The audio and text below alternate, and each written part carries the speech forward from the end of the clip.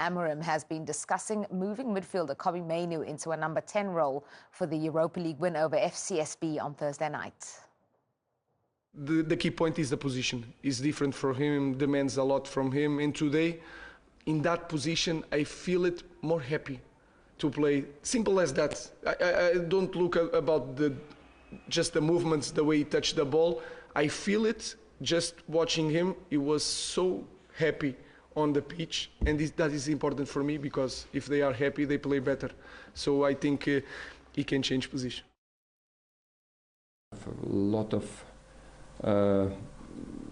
respect and let's say admire Ruben Amorim for how he managed the first weeks here, because you know, when you go to such a big club like Man United and starting with this was not easy, but he went his way with all his determination and conviction, and I think, yes, now you can see how he wants to play.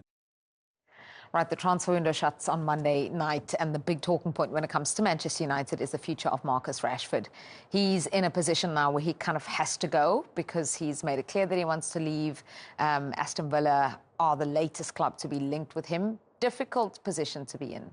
Really difficult position to be in, I think, for the club and for the player. And I think the worst case scenario is that he doesn't leave. And I say that because in these types of moments and situations, I don't see a way back. And I don't think many people do for Marcus Rashford. I think, you know, Ruben Amorim, I think he can come out, he's a manager of Manchester United, and say whatever he likes in those moments, because I think in previous years a lot of coaches have sugar-coated the toxicity at Manchester United, and I think finally Manchester United have a manager that is managing the club, and my only hope from a Manchester United perspective is that a manager can come in and stop having to put out fires in these moments. You know, when Erik Ten Hag went in, he had to talk about Harry Maguire's situation and the captaincy, but I think there's no doubt, you know, this is 2 years ago, Marcus Rashford was in double digits in the Premier League, hasn't performed to these levels for a long time now, is on a high wage at the club. But then that's down to the football club as well.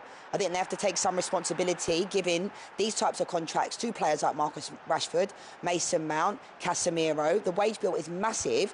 And that's partly the reason, Julian, why I think he hasn't been moved on yet. Because nobody wants to take over a 370,000 a week contract for a player that, you know, arguably hasn't performed for a couple of years now. Yeah, it's a difficult situation, I think, for everyone. It would be good for everybody if he moved. For him, for Manchester United, for Ruben Amorim, who clearly is not happy with his attitude, with the behaviour that he has. I mean, if your manager starts saying that he would rather play his goalkeeping coach, who is in his 50s, than Marcus Rashford, which this is not good for Marcus Rashford's image and reputation, because if you're a club and maybe you were thinking about signing him, and then you hear Ruben Amorim saying his attitude is not good. Even we showed that clip about Kobbie Mainoo in the same press conference after the game on Thursday night. Amorim also said, Garnacho is great because I dropped him for the derby, he came back, changed his attitude. And that's not the case of Marcus Rashford. Yeah. He still hasn't changed, he's still not working hard enough, he's training on his own, he's not involved. I mean, what is this? It's a sad situation, though, for like Manchester United fans, because when there's a player that's born and bred at the football club, I think it makes it that much more upsetting. But it's football, these things happen, and there still is a player in there somewhere for Marcus Rashford. He's still relatively young, he still, you know, could perform to those levels. But right now, this conversation has been a topic of conversation throughout the whole window, because it's become kind of like untenable for Marcus Rashford to really be at the club, doing interviews without Ruben Amorim and the club's knowledge. But again, I do think, on the flip side, players, it must be hard for Marcus Rashford to a certain degree hearing what Ruben Amorim's saying sure. And not really being able to say anything. But from my understanding, there's a lot of links to these clubs, but a lot of clubs are saying they actually haven't put in a bid for him. So on one hand, you know, the PR behind Marcus Rashford could be driving that forward. Yeah. But I think come Monday, if he still is at Manchester United, I just don't see him playing for Man United again. But I thought that when he did the interview, the same thing. And you mentioned Garnacho. I think it's a perfect example. Garnacho, I'm sure it wasn't easy for him to hear that he was not going to play in the Manchester derby, being a fellow player that grew up playing at Manchester United. But he's bounced back. He's got assists. He came on in the Europa League last night and was unbelievable. Apart from Kobbie Mainoo, he was the best player on the pitch in the second half. So that's the type of reaction.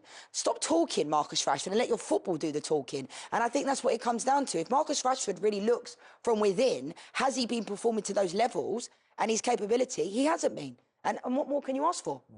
Yeah, we need to talk about the Crystal Palace game, but I think we'll do that when we do predictions. Not long to wait for that now. But first, let's round up the remaining 3 fixtures taking place this weekend, including 2 big relegation clashes. I think he's not improving under me. He changed right away since that game from City. The way he understands things and understands that I just want to help him. I just want to win games. And he changed in everything. The approach when he talk with him, the way he recover. He understands that sometimes I'm a different coach, that I'm demanding in my way, and sometimes it's hard the first impact, because he's a different kind of coach, and he understands that he's never in a bad way. It's always for him, but I'm a different person, and I think all the merit is from Garnacho. And he's improving, and we want to continue to improve with Garnacho. Again today, he understood the position, the moments of playing inside, outside, the connection with Allo. I think he's improving a lot. Chris? Just on Covey again, he obviously played really well tonight, but it's his first start in the last 3 games. I think he was subbed on the 2 games prior to that. Do you feel maybe that the talk about his contract has been kicked up recently, and also, of course, that the uncertainty over his future at the club might have affected his form as much as what you mentioned before about playing in that bigger role? I don't think it's the contract. He has everybody in England sees him as a very, very good player. He played in the Europa Championship final. So I think it's more the position. Then he's not comfortable, because before he was always playing, and now sometimes plays and sometimes don't play. Is not comfortable. Maybe there is something to do with that. But I think the key point is the position. It's different for him, demands a lot from him. And today, in that position, I feel it more happy to play. Simple as that. I don't look about just the movements, the way he touched the ball. I feel it. Just watching him, he was so happy on the pitch, and that is important for me, because if they are happy, they play better. So I think he can change position. Ty? We mentioned the cost financial situation a few times, and that need to kind of raise money to reinvest, and ultimately the rules they are selling academy players is a way to do it. But how do you balance that with keeping those players as well and getting the best out of them? Because we've seen the impact Kobe and Alejandro have had tonight. Have both been linked with being available this window. Is there going to have to be some difficult decisions there, or do you want to build a team around homegrown players? That part is true, but I want players like Kobe and Garnacho. The focus is that we have to improve our academy, and you have to bring more, because that is something that all the clubs in England have to take advantage. The players that came from academy to play, to fill the shirt, and also to sell. So our focus is to bring more. The rest, I just want to prepare with both of them the next game. Mark? Ruben, Luke Shaw came back in training yesterday. How close is he to returning? When can we expect to see him? It will take a little bit more time. I think he needs to train more.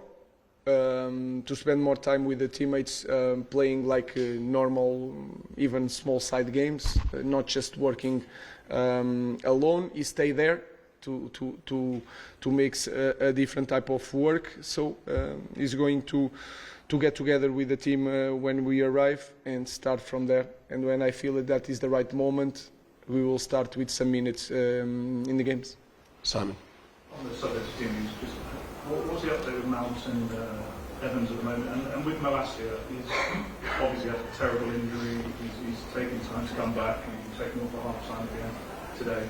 Do you think it would be beneficial for him to go and get some minutes elsewhere, perhaps, for the rest of the season? We will see. What I know is that he's really hard on Malacia. Long time without playing, then it's hard to make a lot of games, and a player like him is a fullback, and sometimes in this system he played in national team outside and inside. Sometimes it's hard for him because he's not so offensive, and he can play like one of the 3 defenders if we have more possession and more control of the games. So it's a really difficult context for him, but he's our player, and we are going to help him. I'll leave it there. Thank you. Thank you.